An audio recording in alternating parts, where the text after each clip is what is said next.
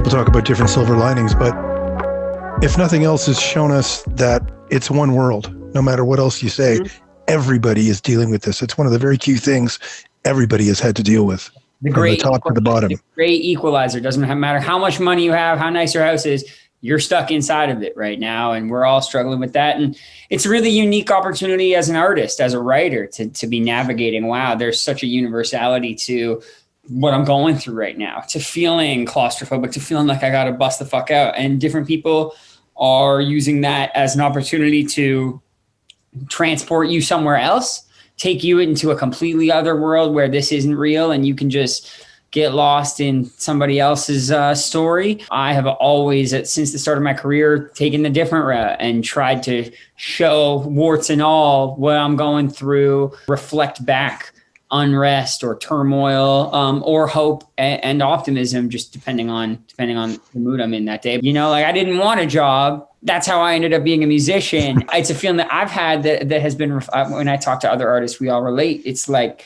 it feels like this routine, this cycle that quarantine has forced us into is something that I was trying to outrun my whole life. That's kind of caught up to me. You know, the cycle of wake up, try to keep yourself busy. What's for dinner tonight? Watch a movie and go to bed. Like, I spent 2 years on tour before this, playing 200 shows. It's hard to come back into that. But in some ways, that's the cycle that most people spend their whole lives in. So it's brought a lot to light for a lot of different people. It's weird to put an album out in this time, weird to not be able to connect in person, weird to know that it is still resonating with people. You know, that around the world, people are listening to this thing, consuming it, hearing it. And that's what I always write for. There's always a mix of writing for my own personal catharsis, writing for my own mental health. But then I am writing for other people to consume it, to understand it, to relate to it. And compressing that into this kind of digital reality is at times challenging, but it's beautiful to see, you know, to be doing fan engagement, you know, just in Zoom calls like this and shit.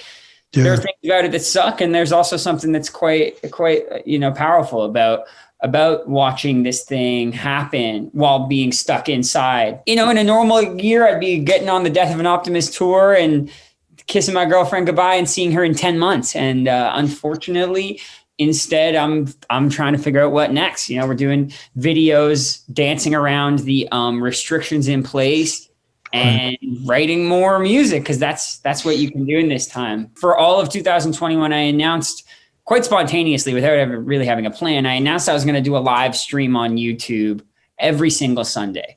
So already 3 weeks in, I've had to, you know, shift some stuff around, but you can, if you're a part of this community, you can make some time and we're going to have a little coffee and talk about what's going on in the world.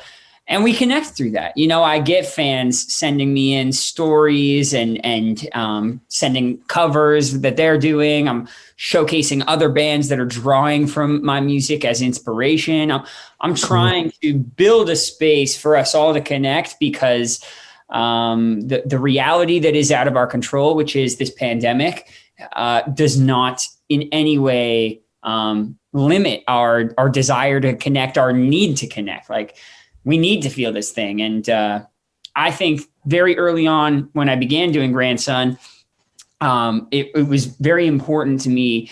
The power of this music is not a person connecting with me or with my message. It's a person connecting to another person with my music or my message, being the conduit for them. So the more that I can facilitate those engagements, those connections between different people, that's how they build fond memories. That's when they come back, because it transports them to that place, that first date they went on, or that first time they were able to dress the way they really always wanted to dress, or sing back lyrics they always wanted to sing but never felt comfortable. Like, I can't stop that, because that's what it's all for. So trying to find ways for people to do that digitally, it's harder to get that itch scratched on my end, but it still has been really cool.